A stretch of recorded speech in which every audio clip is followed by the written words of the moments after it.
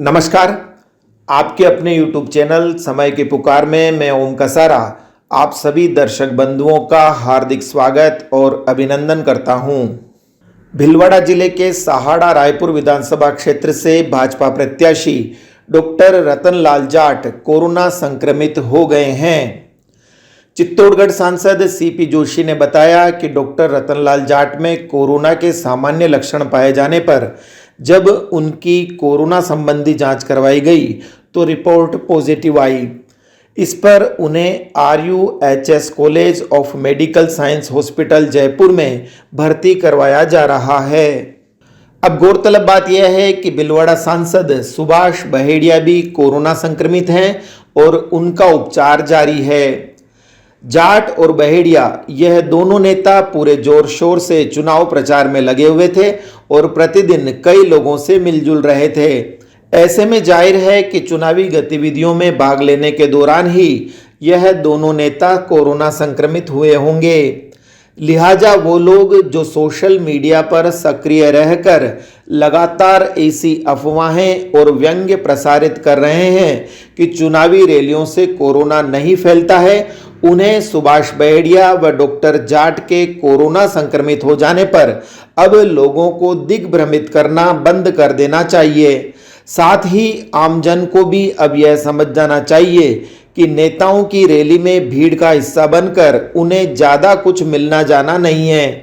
इसलिए अपने व अपने परिवार की चिंता करें, क्योंकि आपको यदि कुछ हो गया तो किसी पार्टी के नेता आपके परिजनों का पेट पालने नहीं आएंगे। यह भी नहीं भूलें कि राजस्थान में जिन 3 स्थानों पर उपचुनाव हो रहे हैं उन तीनों विधायकों की मृत्यु भी कोरोना से ही हुई थी।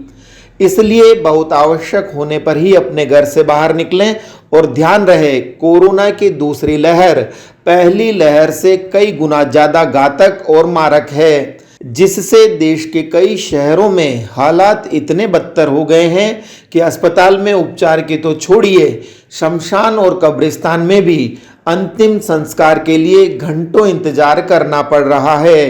अब बढ़ते हैं अगली खबर की ओर।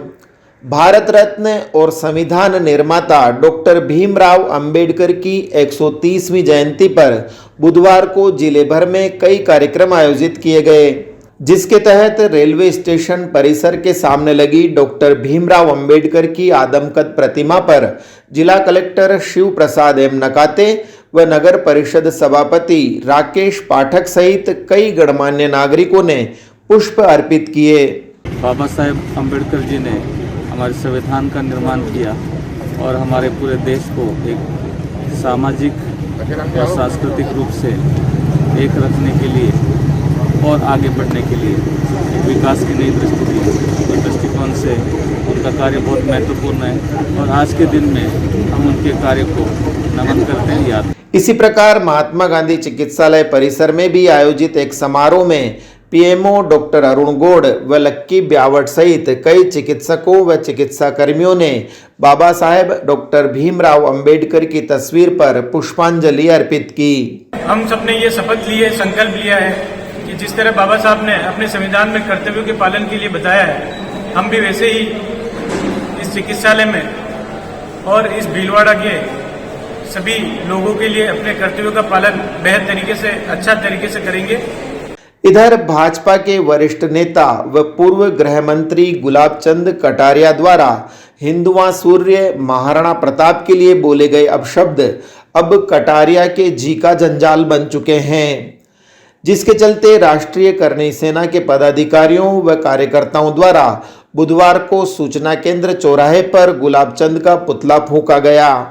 राष्ट्रीय करणी सेना के प्रदेश महासचिव विश्व बंधु सिंह राठौड़ ने कहा कि कटारिया के शब्दों से पूरा हिंदू समाज आहत हुआ है, जिसे किसी भी हाल में सहन नहीं किया जा सकता।